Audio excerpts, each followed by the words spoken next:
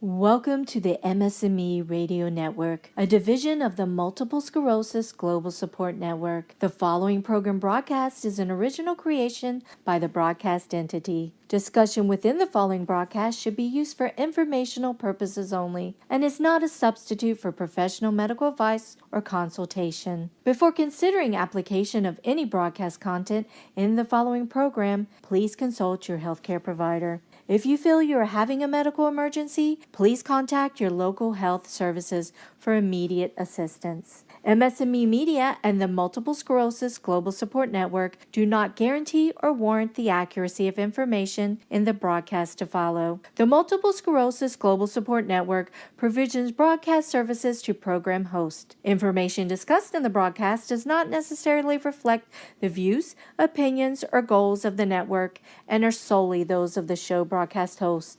Should you wish to host a broadcast, please visit our website at msmemedia.com and submit a request to become a program host. We thank you for listening to the MS&Me Radio Network. Enjoy the show.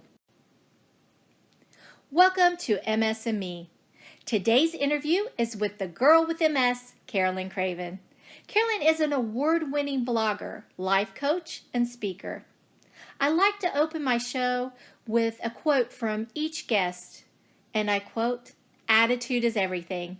Positive thought can make the difference," as well as learning how to chillax and accept that we have an illness and must take care of ourselves, our lives as such, end quote. Carolyn, it's such a joy to welcome you to MS&Me interviews today.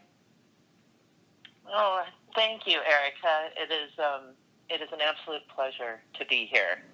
I've been looking forward to this.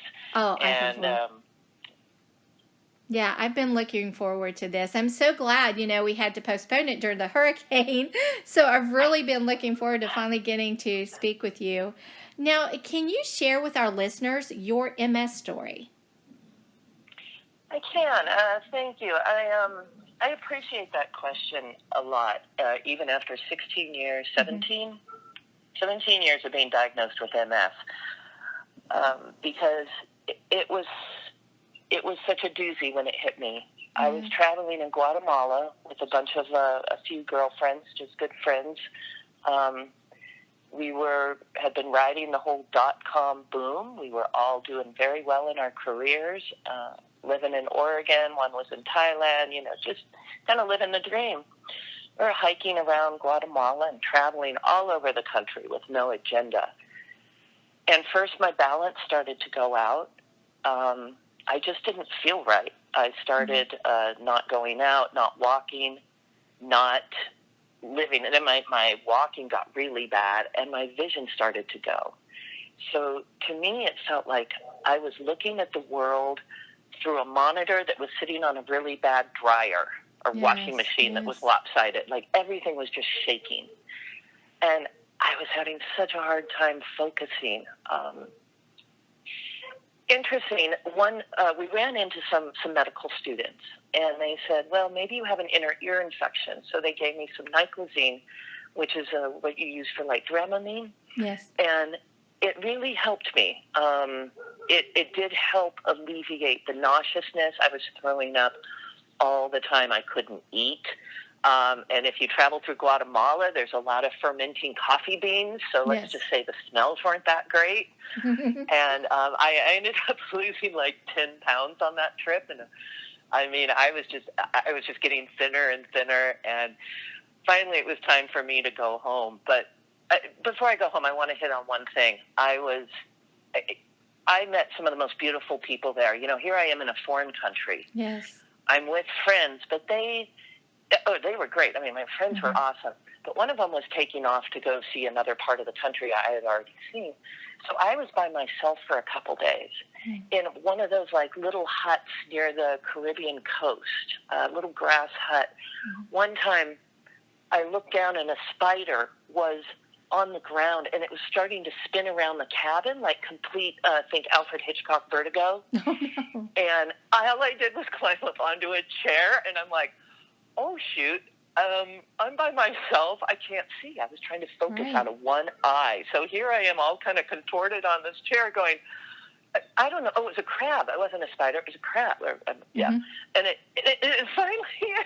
left my room. But I was like, well, this is interesting. Yeah, could I be in a more vulnerable position at this moment? It really was. But interesting that while we traveled it had now been 3 weeks in Guatemala. And as we had traveled, we kept running into similar people, or some of the same people. And so they just happened to be there while I was in, Livingston. I was in Livingston, Guatemala at this point. And they would come by and pick me up and walk me into town, and all I could really keep down was a licuado, which is like a smoothie with no dairy. Yeah. And I would eat that and drink that all day long, or I'd have, a beer, actually, because that seemed to sort of alleviate some of the symptoms a little bit if I would get tired. And then finally, I made it to the airport. It was time for me to come home. It was the year the movie Chocolat came out. Yes. And my mother had requested I get Guatemalan chocolate. So it was the only request, right? You can't deny your mother that. No. Especially when Johnny Depp's involved. Exactly. But so here I am walking through the airport with horrible, Spanglish, and I'm having to put my hands on the wall of the airport to guide me because I didn't have a cane. I couldn't walk. I looked like I was drunk as a skunk, is what it looked like. I walk into the store, and I'm trying to get by the chocolate. And, of course, the lady, I think she called me a crazy American on drugs, Oh, the Americanos, los locos on drugos or something, And I was like, no, I'm just, fine. I bet today they wouldn't even have let me flown. I don't know what, out of LA they wouldn't have. But I flew home. It actually happened to be the movie night of my mother's brother's movie premiere. He had written a screenplay, and it premiered that night, called Fast Sofa. Oh, okay. So I just went straight from the airport to the Egyptian in Los Angeles, which is a really classy old movie theater down in downtown Hollywood. And I had my hair cornrowed, braided, and it had been bleached out. So here I am with about 4-inch long platinum blonde cornrows, and I can't see. I mean, I can see, but I can barely walk. I look just horribly drunk, and I lost like 10 pounds. So you can imagine my family was kind of a little concerned. Of course. They probably thought all kinds of things ran through their head about what you did on that trip. The funny thing is, though, is that I felt okay. I know that sounds weird, but even when the medical students suggested an inner ear infection, I thought, no, that doesn't sound right, because when you have an infection, you can almost taste it in your mouth. You feel sick. I didn't feel sick. I just felt miswired, or something was wrong. We couldn't do anything about it that night. So that was actually a really interesting night, because my cousin had come into town for the premiere and had rented out the John Belushi suite. Is that right? Jim Belushi, the one who died. And John, I realized that I had no, and I just say that because I couldn't get to the balcony. I was scared to death. My balance was so off.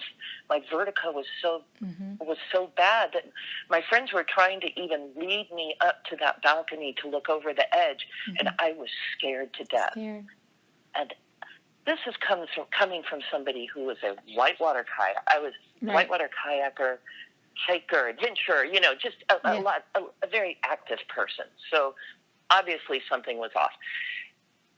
I finally get into a neurologist. It took me a couple weeks to get in, got to a neurologist. During that time, I kept losing weight because I was just dry heaving and not able to eat too much, mostly just liquids. In the begining, we thought that was fun. We actually called it the Hollywood diet, or the MS diet, for Hollywood, because we thought, people are always trying to lose weight. It became a horrid nightmare, getting just emaciated looking. So here I am now, emaciated, can't walk, can't see, and just getting worse. I get into the neurologist. She immediately sends me in for an MRI, wanted to rule out a brain tumor. And did the test, and then asked if I would do a spinal tap and ordered that. Well, all, the physical test, the spinal tap, and the MRI all showed indications of MS. MS. I believe I only had one lesion, but I had the band in the spinal tap and stuff. Mm-hmm. So, when she told me, I just asked, "Will it kill me?" That was my first question. First I did reaction. not know what MS was. Yeah. Now, it's a little self-centered of me because my cousin had just been diagnosed with MS a month before. Mm-hmm. And I thought, wow, I had not looked it up. Mm-hmm. And I'm much more aware of that, I have to say, when someone is diagnosed with something, to try to look it up and see what it is. So I know. But she said no, generally no. It's not a cancer. This is a autoimmune nerve disease. And I said, okay, then bring it on. Let's do this. I can deal with it. Whatever it is, I can deal with it. And that fits your personality. Sorry? That does fit your personality, having that reaction. Because definitely. It is. It's part of my personality, but a big part of it came from my faith that I had as a Christian growing up. Yes. From the church, from my parents, everything about that. I definitely grew up, and when I heard those words, I felt like I had gone back to childhood and said, I just had that feeling of like a young child with their parents wrapped around you. You knew you were safe. I felt God's arms around me, and I felt safe. So that was a big part of me being able to say, bring it on. Wow, that's powerful. Yeah, how did they react? How did your family react to the news? Well, they're good. They're very. My parents are wonderful. So my whole family is. I have a brother, a sister, and parents. They are absolutely supportive and wonderful. They don't go off the deep end. They don't do anything crazy. They're just like, what do we need to know? Mom came in with all my all my appointments with me. She was just, she may not be the best nurse, and she's the first to admit that. I think I'm still waiting for a glass of water she promised me a while ago, when I broke my foot. Yeah. No, it's cute. We all have our strengths and weaknesses. That's true. My brother really stepped in and played a big role.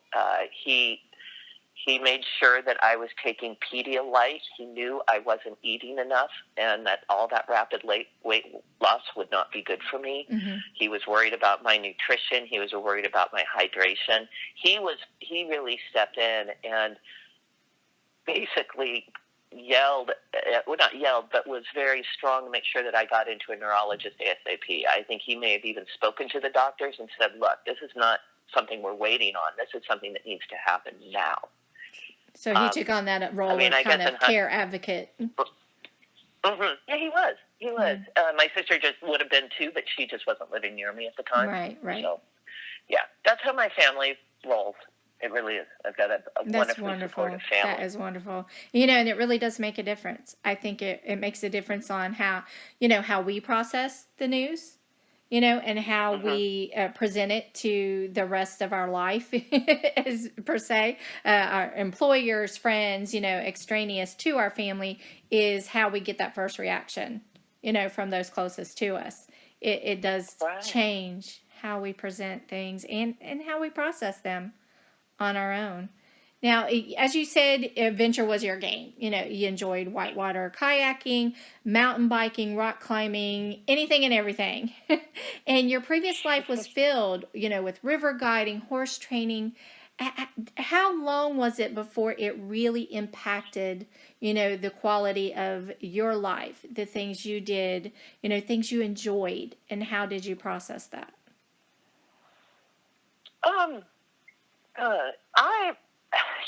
I'm sitting around saying, actually, this is a perfect time to ask me that question because I just returned from Oregon, Eugene, Oregon, which is where I lived when that life occurred.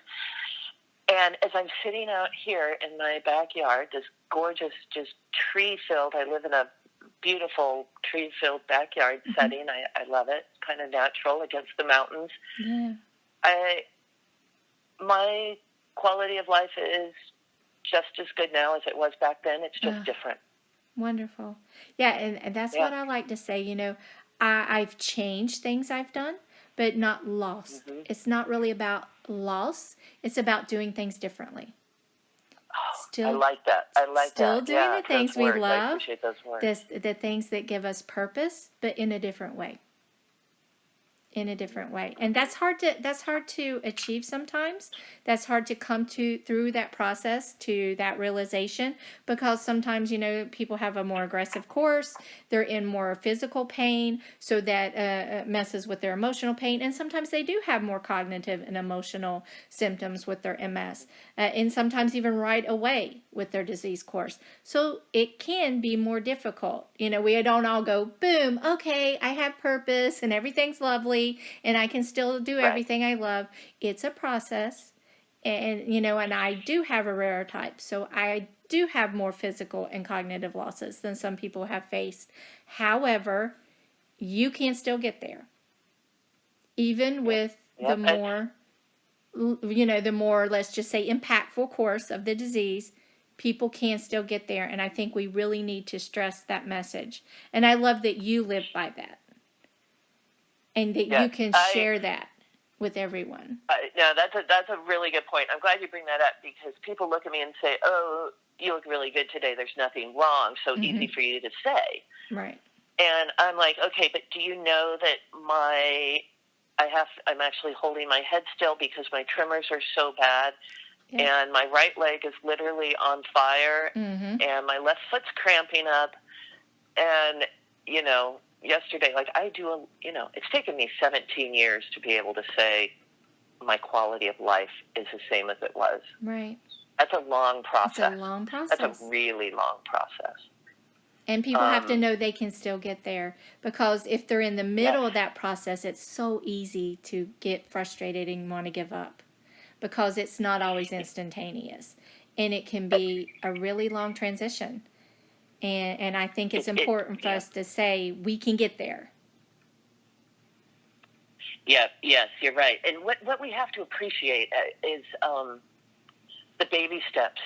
Yeah. To lack of a better word right now, is that, it's taken me a long time to feel, wow, this level. I mean, I went through a lot of transformation that was just so deep. That's going to be a whole show in itself. Right. I mean, I did a yoga session that, I don't know if you ever saw the movie Moana. Yes, yes. Okay. Remember when the monster got his heart? Yes. Okay. That's the transformation I went through last week. Wow, that's impactful. I did not realize how caved in I had gotten. Encrusted in my MS. And that wasn't the disease. That was me mismanaging my illness. Oh, yeah. I have the illness. It's getting worse. It's progressed. I was secondary progressive. Right when I was diagnosed, they put me into a 3-year clinical study. Yeah. But if I mismanage it, that's what happens. I become the monster in Moana. But instead of us having MS, it has us. And I got to that point, you know, when I crossed over to severely advanced. And I did a video right after that, and it took me a while, because I thought it was important to show what had happened to me and that I was coming out of it, because I had that moment, you know, of no, and I have to change this right now, because I'm going down for the count, because I'm no longer Erica with MS. I'm becoming MS with Erica.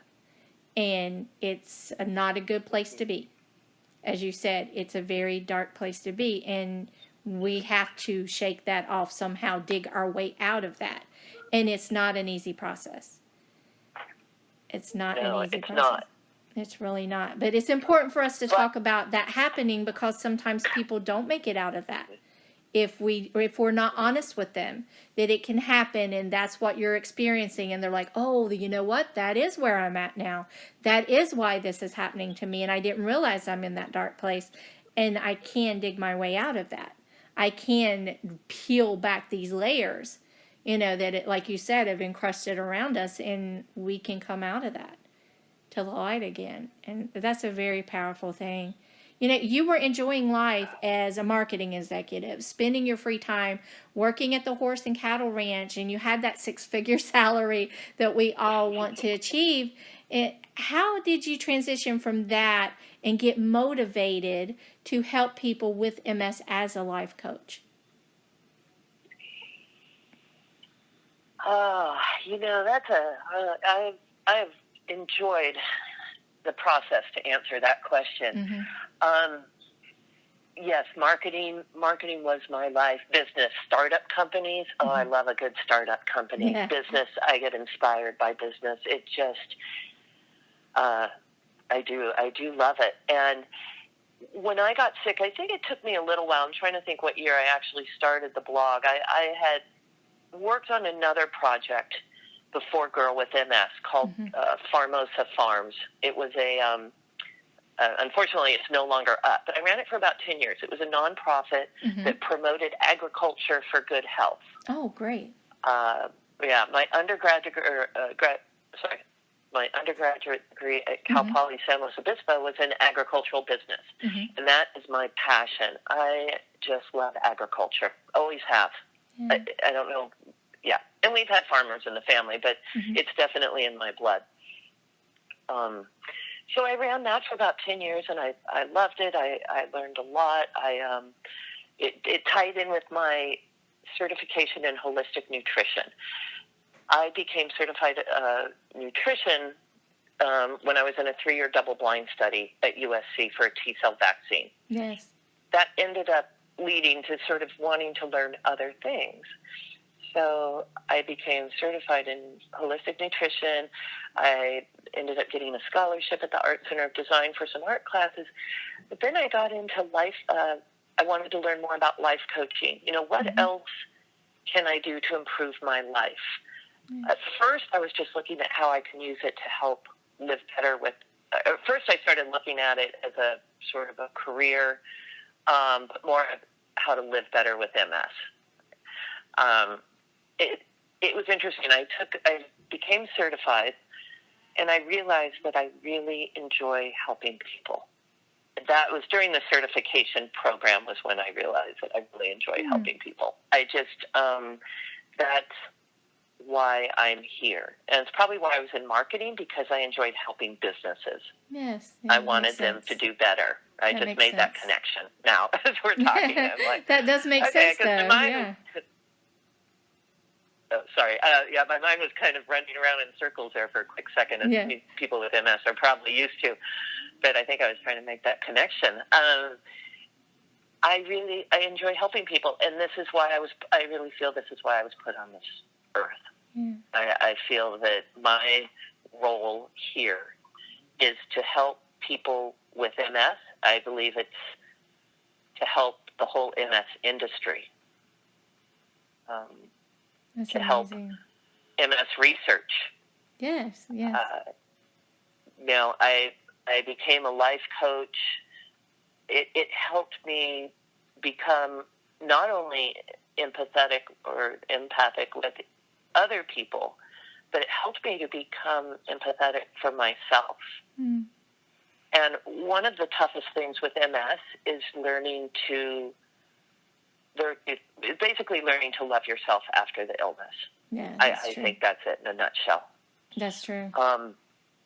Yep. It's we define ourselves. I had spent 20 years of my life defining myself as a top marketing executive in Oregon. I mean, it was my livelihood, and you get that stripped away from you. You're like, well, who am I now? Who am I? That's true. Your career, sometimes the physical changes we go through with the MS, everything we kind of define ourselves by, abilities with, family members or what have you. When those change, sometimes our self-image changes along with it. Our sense of who we are, a sense of self. And if we can kind of see that we're still there, that our abilities in different ways are still there. They sometimes have to be applied in different ways. But those base instincts, those base things that are us, they're still there. And I think that's when we really get to that new purpose. We still live a purposeful life, just our purpose takes different forms. And you're still going to be the helper. You're still going to be that, Mother Earth helper, no matter what you do and how you're helping people. I just absolutely love the way you put that together, Erica. The whole see that our abilities are still there. Mm. Because for the first time, I work hard at this. I work hard at managing my illness every day, for finding a fulfilling life. I get a lot of cognitive issues, so I have to be careful what I commit to. Mm-hmm. And how I treat my brain, because if I don't treat it right, if I eat that, I don't know, if I eat something and I can't even think of anything, that processed box of salty rice, right, whatever. I'm just saying something processed. Right. I will just know that you're going to wake up with cold fog in the morning. That's it. There's going to be an impact. Eat clean and lean, become a machine. But you eat that stuff, I have to do all that. But going back to that, see that our abilities are still there. Mm-hmm. When I came back from Oregon, I was talking to a good friend of mine, and I said, what's interesting is I feel once again in my life that my abilities, that life is limitless, that I am going to be able to keep finding things that I can do that provide purpose in my life. That is now become, I can see that limitless, the endless horizon with that. So and I powerful. Love that feeling. That is so powerful and freeing. I bet you feel lighter. Yeah. Just when you come back. Do. Yeah, it really does feel lighter when you reach that, and then the possibilities are limitless again, like when we're younger and we're starting out our careers and we feel like, the world is ours, the world is our oyster, and to have that again, that's just such a blessing to get that feeling again. And speaking of your tips and your helping others and your website, thegirlwithms.com, you put your tips for other MSers right on your website. And I was reading through them the other day again. I check your blog on there, and I was just looking through them, and I'm like, you know what? I need to review these on the regular. Because sometimes we do need a reminder, because like you say, we battle this every day. We're managing this every day. And we can get those curveballs thrown at us. And sometimes we have to start over in our grieving process for a function that we've lost, in our search for a way to do things differently. That can happen at any point in the progression, especially those who have a different type, have RRMS, and they're getting those relapses thrown at them, and they're getting larger losses, hitting them. And I was reading through them, and the first one says a positive attitude. And you say, you can't say enough about this. And that's true. And we don't always have, that wake up with that positive attitude every day. Some days we have to search for it a little bit before we find it. But as long as we can find it, then we're on our journey. And the second one, you say awareness. Your meditation, your mindfulness. And I know that has a big impact for you. But you just had such a powerful experience. And, that really makes such a difference with our stress level as well. How has the mindfulness really and the meditation really impacted you throughout your journey? Mindfulness and meditation both. The mindfulness, it's really has helped me ground ground myself, Yes. find that calming balance that I need and that I'm always searching for. It's a piece of that overall balance of mind, body, and soul. I really have been noticing that I've been doing better and better this year with my MS than in the past. I do feel even, and I don't say from a physical MS standpoint, but I feel from a handling it standpoint. Yeah, I feel like we're working together better. Yeah, better partners. And that's what this unwanted coworker that came to my job. My friend, I have a good friend, Erica, and she says, another Erica, and she says, oh yeah, I have MS. MS is at my house, or MS, but he's not invited to my table. There you not go. Invited to my table. Does not have to sit next to me. One of those unwanted guests who just pop in. Yeah, exactly. They just come in maybe when they need. But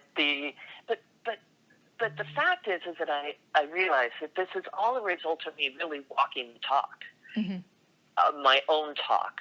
Yeah. I have finally I finally let the marketing not be a priority in my life. I still was consulting with some clients.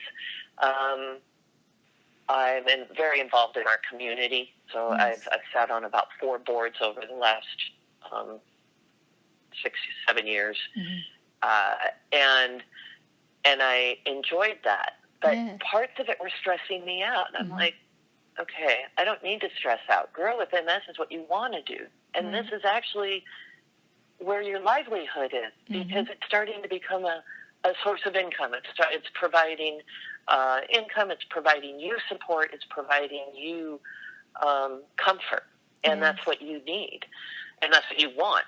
Actually, that's what you want. So I shifted my focus from where I thought I was supposed to be as the business major, marketing, corporate person, to girl with MS, writer, blogger, life coach, whatever, helping people. And this is my new life. And it took me a while. It took me, I'd say, 17 years to make that official switch. And once I did that, that was part of that whole freeing process, because now I'm immersed in it every day, just for fun. It's fun. My work is my life. It's all just living. It doesn't feel like work. It feels like living. But I'm reinforcing all those positive things with me every day. I'm in my own blog. I write for healthline.com now. Yes. I was not a freelance writer before MS. I had not. This is something new to me, and I love it, and I enjoy it, and people like what I write about. But I love the research. I'm interviewing doctors across the world, and the stuff that people are doing right now, the research that is going on, the money being spent on natural remedies and alternative treatments, to live better with MS is astounding. It really is. It really is. We've spoken. The people with MS have spoken, and the societies and the funding have listened. Yes. And they are putting a lot of money. I think this is one of the most exciting. I mean, it's an exciting time to be in. It really is. It's an exciting time. The research, like you said, that's coming out. Them opening up to new thought, new ideas, listening to the people that say, okay, this is what's working for us, so can we kind of go down that road and see if there's something to that, that might help everyone. And I'm like you. It's just, and I also have come to the same, journey, with it as you. I'm, through, mindfulness, and my thing was negative thought. that negative thought track in your head. I grew up, unfortunately, with a lot of people who were very critical. They were perfectionists, were all OCD, and were just, they have that negative soundtrack beat into your head. So that's what it's done for me. It quiets all the negativity and lets in the positivity. And I think that's been the switch for me. And the reason that I found maybe even greater purpose in the second half of my life than I did the first.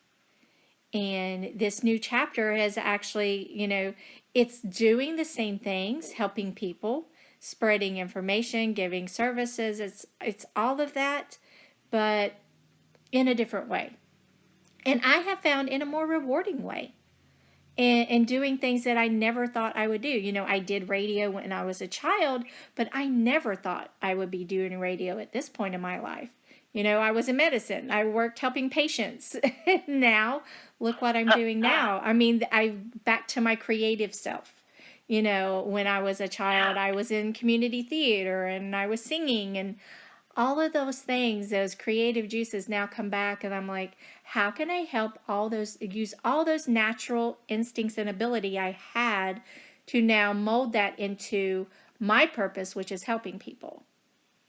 And with all the knowledge I gained, I don't discount all those years, because all of that knowledge I gained, in the medical field, and how patients react to things and how we could possibly communicate better with them, that still comes into what I'm doing now. So it's all a journey. It's all a piece of the puzzle.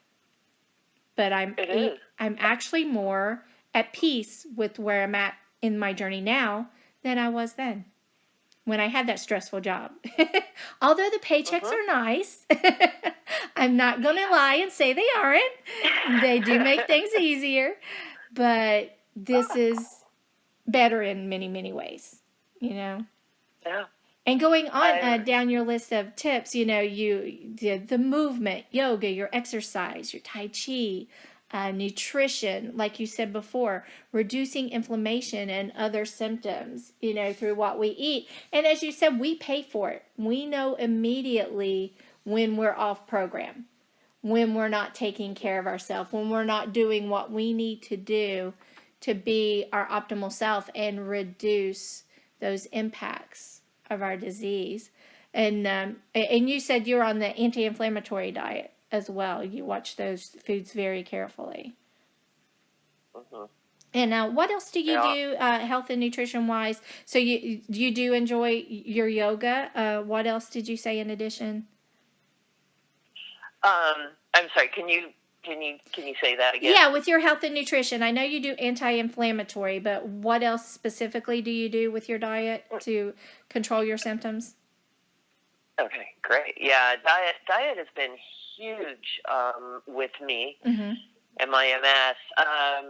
Now, everyone's a little bit different. I tend to be a little sensitive if I have too much gluten. And I don't have to go gluten-free. I did that in the beginning. I had done that earlier in my life, because I actually broke out in hives once, a few years before. So I had taken wheat and yeast out and found that removing both of those took away all those symptoms. I've since added them back. When I got hit with the MS, I took out gluten, and then I was able to slowly add it back, and now I'm fine. Like, I don't have to go gluten-free. If something has a little gluten in it, I'm fine. I can have a sandwich now and then. It's not a big deal. But if I go overboard and I start eating French bread every day and drink a couple beers, that's just not good. I'm the same way. It's that excess. That's what gets me. I can have a little, but it's that excess that really gets me in trouble. Absolutely. It's the excess. I tend to do well on a lot of good protein, lean protein. But lately, with that, I say that, but lately I've not been craving meat, red meat at all. In fact, and I love to cook, and I cook it often for my family. But I say that I just don't eat a lot of meat. Whatever it is. I can't eat a big portion of it. Everything's kind of got to be small. I love produce. I love dried beans. Oh, Now, see, I'm yes. kind of a foodie, so I can go off on for hours Oh, with yes. talk food. Me too. Yeah, I can talk forever about food. My mom's like, seriously, you should just have a channel, Erica, that's not the Food Network. You just need the Chef Network, because you could just sit there and watch them cook forever. You don't even need the other show.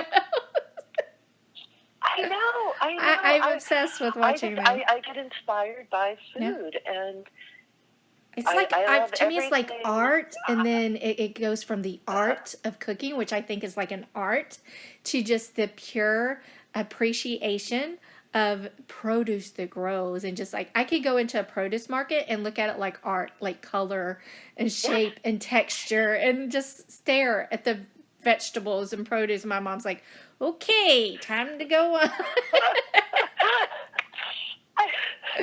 I was in a store in Oregon, in Eugene, Oregon. It's a food store called Provisions. And I think I went there 3 days out of 7 or something, just to look at all of their food stuff. I just love to look. I mean, I'm serious. I think it's growing up around farms and farmers, in my early childhood.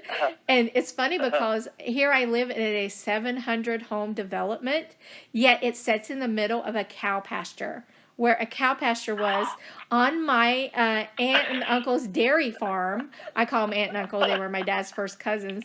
But it's in the middle of the dairy farm, and I can still see, where the barns were and where the fields were. And I just think of those times, and we're surrounded, by the other farms that haven't closed down and sold off. And then right next to us, on one of the old cow pastures, they have now, this Christian organization has provisioned it for a agri-farm, and they use it for a corn maze to teach the children each year. So each fall we get to see the corn maze grow up, and they put a different pattern in it for them each year, and they have all the little school kids come for their field trips, and they teach them about farming and agriculture, and I love it. It takes me right back to childhood.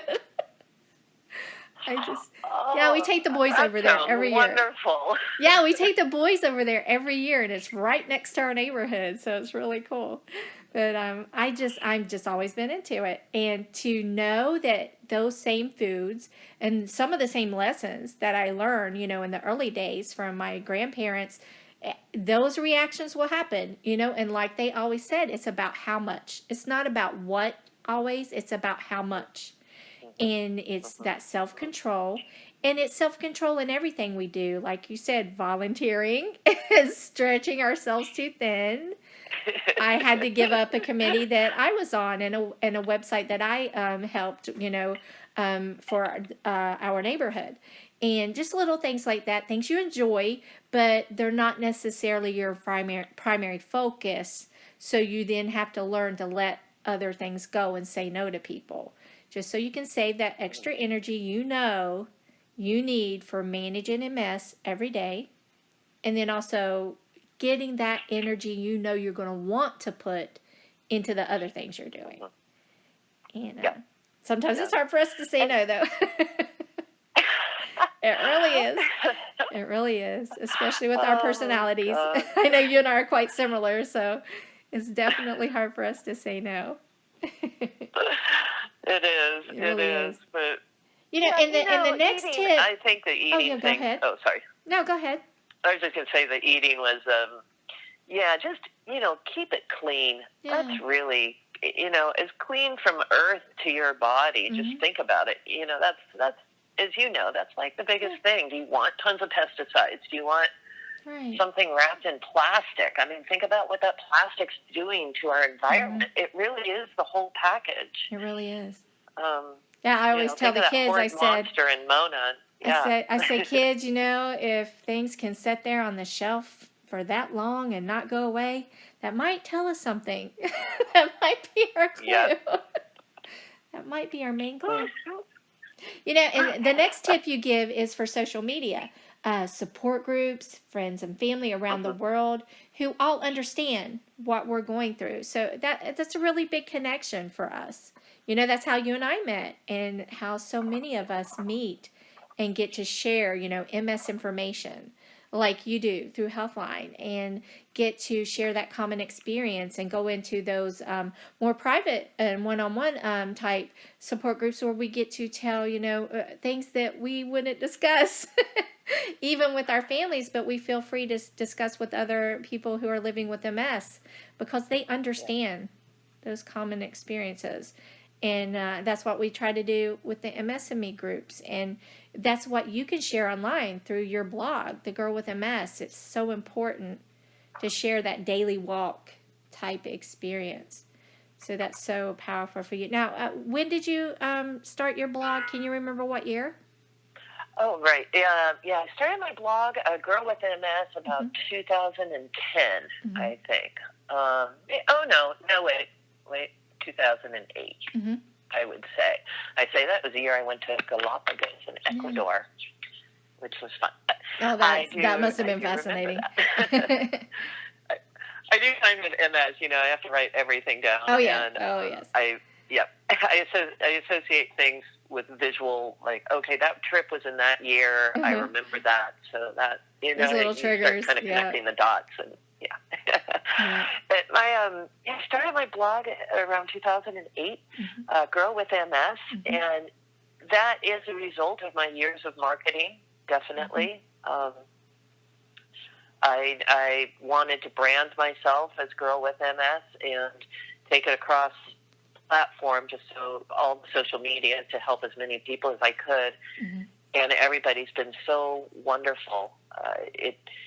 Everybody's been wonderful. The project's been wonderful for me. It's been a wonderful, beautiful, cathartic release for me to be able to write about either my journey or tips and tricks that I think could help other people. Yes. When I was diagnosed back in 2001, I think there were 2 books out that you could buy on MS, and that was it. Yeah. It just, there wasn't, we didn't really, we didn't have the internet like we do now. So being able to help people, I want people, that's why I just provide as much as I can for free on my website. I am working on a book, a new book, so that's exciting, and that's fun because there's just, it's, going to be a more engaging, more active, not my story, not that kind of book, but something that a patient can have and really help all of us through our journey. So that's, I'm really excited about that, and that we can talk more about later, but it just, my goal is to help as many people as I can with my blog. So I just encourage comments and sharing and the social media just for that purpose. Yeah, that's amazing. And you've done stuff recently with Erase MS. And we'll put Carolyn's blog and her website up on our social media and on our website, so you'll have that as a resource. We'll put erasems.org, all the things she's been involved in. And you also had MS on the Road that you talked about this summer as well. Yes. MS on the Road is, it actually started out as a project. I was going to tour the country with a friend and a couple horses. But actually, due to my MS, I couldn't go. Yeah. It was too much of a trip. Exactly. That's what started the project. And then when I was touring across, I went on a tour with Biogen and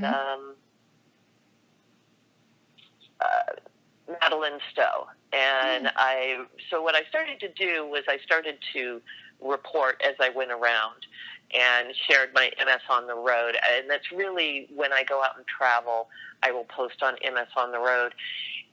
I am looking at doing that countrywide tour, not with horses, but I am looking at taking MS on the Road again, probably in 2019, which is very exciting. That will be fun. Yes. Yes, yeah. So we've got the book going. We've got the MS on the road, which will then tie in, with the books on tour. It'll just be fun. But what I really want to do is I want to meet with as many MS people across the country. That's my goal. Is I want to go to support groups. I want to meet people. I love to do that when I go and travel, is to pop in on a support group and meet people. It's the people I love, and that's what motivates me and inspires me. So, MS on the road right now. You can go there. I believe the post is a little old on it actually right now, so I'll get that updated.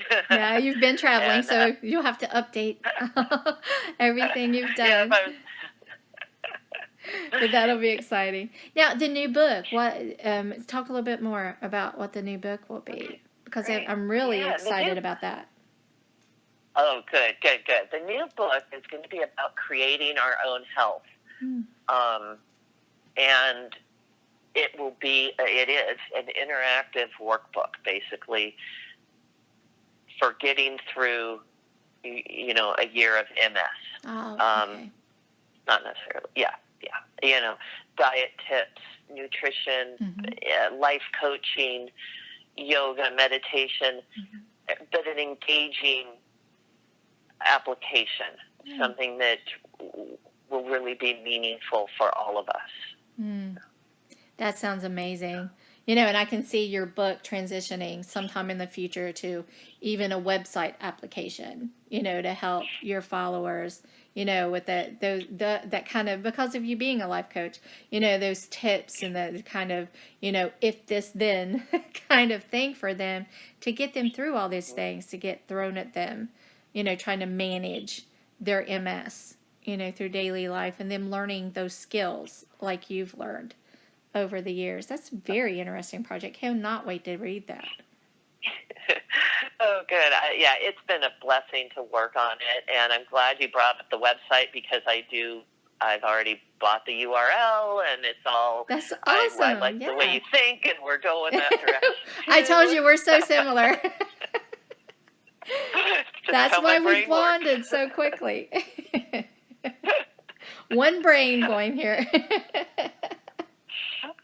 But that's what we can, you can feature that on your new radio show. If anybody doesn't know, Carolyn she'll have an upcoming show on the MS&Me radio network. So she can kind of keep you guys all updated globally on each new project she has coming up, any new URLs that come out, so you can keep abreast of any of these tools out there that she gives you for dealing and living that daily walk with MS and managing your disease. So that will be great. That'll be a great resource for everyone to have. Now, Erase MS, what did you do for them? I know you worked with them recently. Yes, Erase MS is a great organization. Nancy Davis has MS, and if you have not gone to her website, check out erasems.org. Is that the right one? Yes. Every year she raises millions of dollars for MS, and she holds a big gala every year called Race to Erase MS. Yes. And it's very fun for people. I grew up right outside of Hollywood, so I don't get as starstruck as a lot of other people do. But if you can attend it, and it is a very fun Hollywood event, and she's able to do that and raise a lot of money. And this money goes to research. I helped them out a little. Helped them out a little bit with just helping promote their project, because I believe in what she does. Absolutely. I attended the gala this year. It's a beautiful event. This year we just, we had the band Chicago play after we had dinner. It was pretty over the top. The pictures are stunning each year. Yeah, if you guys have not visited the website, like she said, look back at the pictures from each year. They're stunning. It's so exciting. And Nancy even said they have a store on there that keeps up that fundraising to, put that into their research project and their foundation. And it really is. It's an amazing organization.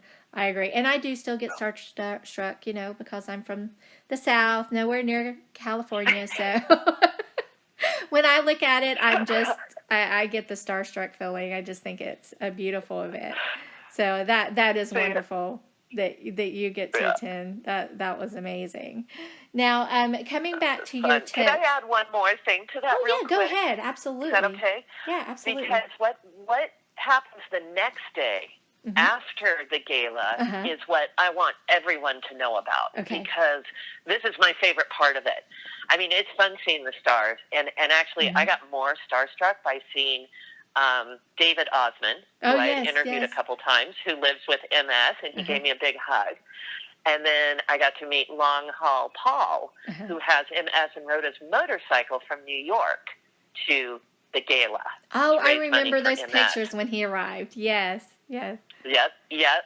So those are really exciting. But the next day is the forum, the medical forum panel, and they have. They're going to open it up for more people next year, because this is definitely something, if you're in the LA area and can go, it's wonderful. Nancy puts together a panel of doctors, her Center Without Walls, people living with MS as well, and herself. And I get so much information from that's really why I go. Yeah. Is for that event. Yeah, that medical information, it's just when you get that many people, in that one place, and they're sharing all the latest, and you just are sucking in all that new information. It's definitely a rare opportunity and worth it. Definitely worth it. It's the inspiration too, and I want to kick that in. It's the inspiration of all of these MS people, and you find people, especially if you're doing social media. All of a sudden, oh my gosh, there's so and so in person, or it's that inspiration, all of it. She produces an event that does inspire you, because it's the people as well as the hope in the medicine. Yes, it's all of it. It really is. And what she's put together is so special. You should interview David Osmond for your show. That would be amazing. Yeah, I love him. Yeah, I follow him on Twitter and social media, and anytime he likes something of mine, I'm like, yay, David liked my stuff. David liked my tweet, right? Don't you still get excited? It's wonderful. I just love him. He's great. He really is. Yeah, he's a doll. Now, the next tip was peeing in your pants. We've all dealt with it. It's going to happen, so just accept it now and move on. Don't even think about it. Accept it now and move on. That was funny. And fatigue. You're like, oh dear, I just woke up and now it's bedtime again. How am I going to get through this day? And it's so true. When we first start, trying to manage our MS, we think, oh, well, I can nap this fatigue away. And you really think it's like being tired, but then you discover, no, it's kind of more like the flu. Even if you sleep, you're going to wake up feeling like you still need to lay down. It really is. And it's something that you learn, can be impacted by, the supplements we're putting in our body, that our diet, our exercise, all those components together have to work in synergy, to manage all these symptoms. And then you start seeing, oh, wait, it's not just one thing. It's everything I do. And I think that's when we really start to get a handle. And I'm sure that's one of the primary things people will learn from your new book, is all those little things they need to do and how they work together. And if you don't do it in the right way, you can really trip yourself up. And that's why I'm so excited for your new book. Depression and anxiety, you say to talk to your doctor, use those support groups, friends, family, and all those connections. And I think that's one thing that we have to learn early on, is that is a direct, depression and anxiety are direct symptoms of our MS, can be for some people. And, they think people can often think, oh, well, that's just, a secondary thing that can happen with any chronic illness. And it can, and it can happen for people who aren't chronically ill. However, with MS and our disease process, it can be a major component for some people living with MS. And when it happens, we need to reach out immediately, because we so often isolate ourselves. just as a product of our process in dealing with the disease, we so often isolate ourselves. So I'm so glad that you put that on there and bring that up. Wine, this is one of my favorites. Wine may not be the best for MS physically, but mentally we sure can help our attitude. As y'all can see, Carolyn makes sure she keeps the humor in her blogs and on her website, and that's what makes it so wonderful. She uses her sense of humor, and I think that's so hard, to learn at first. Like, we're afraid we're not supposed to laugh at these things. But when you're starting to pee and poo your pants when you're 40 years old, I think you kind of have to find your sense of humor very quickly. Absolutely. Isn't that the truth? I mean, very quickly. Carolyn says, learn to relax. It's okay to hold a couch in place with one's body. And boundaries. Set them and follow them. Your health comes first. And that's what you talked about before. We really do have to learn to say no to some things. And that's part of our process. And it's not easy if you're a type A personality. It's not easy if you're used to helping people and saying yes whenever you can help. And learning that skill is not easy. Another tip Carolyn gives is appreciate the little things in life. Stop and smell the roses. Learn to say no. Stressors come in all shapes and sizes. Priorities based on your health and well-being are best. And then finally, have fun. Pick up new hobbies. Look at life all over again with fresh eyes and don't wallow in the past. And that's you. Right there in a nutshell. That is you. Just like with horses. We talked about you being on, around the horse ranches, and you've learned, equine therapy can be a big part of life with MS and can help many, many people and people with other disabilities and chronic illness as well. You want to talk a little bit about the benefits of equine therapy? Yes, I would actually. And I'm going to talk about two different things about equine therapy. Okay. Just because there's two different kinds. What I think of, there's what equine therapy with a hippotherapy. Yes. Which is with a trained. Yeah. Okay. Perfect. I just wrote an article, did some research for Healthline here on this hippotherapy. Wonderful research came out of Germany regarding. I'm missing one of my words that I'm trying to find. Oh, sorry. The therapist, hippotherapy, showing that this type of physical therapy, basically using horses, is really beneficial for MS patients. Okay.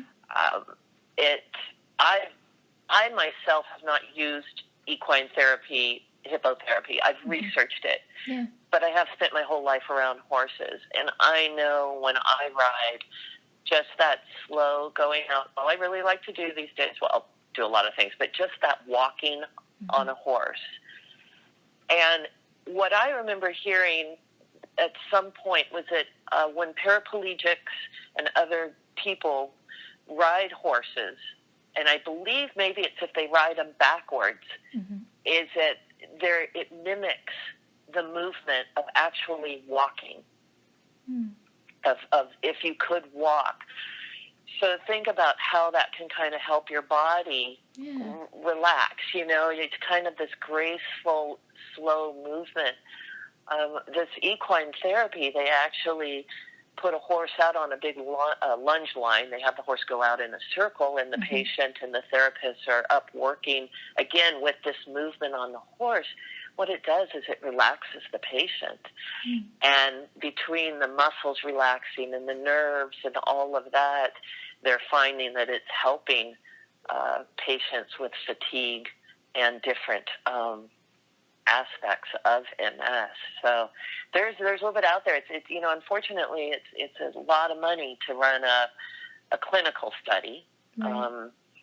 So there's no funding for additional studies with that right now, but I have a feeling that's going to change, just seeing how so much money is being put into natural type treatments. And you don't need the study. The National MS Society here in the United States, they list hippotherapy as one of the number one alternative sports that you can get into as your MS progresses. And there's 2 organizations that are listed there. I don't have the names of them right now, but and we can put those on our website and on our social media for you, so it'll be there.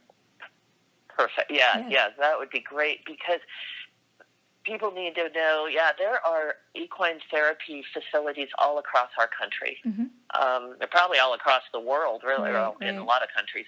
But they're all across here in the United States, and they're very pretty much accessible to a lot of people. So I highly recommend looking at this, looking at alternative ways to still get outside and move. And that's the point. You've got the beautiful connection with the horse. You've got people. It's engaging, and it's outside.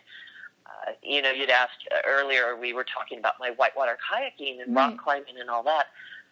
I can't do a lot of that, but what I can do is sit in a nice boat or a raft and paddle down a river with other people, or I could sit in and have somebody row me down, or I could go and fly fish now. So, you adjust and find those alternative options. I don't jump horses anymore. I mean, I could go over small things, but you're not going to see me out competing in the circuit anymore.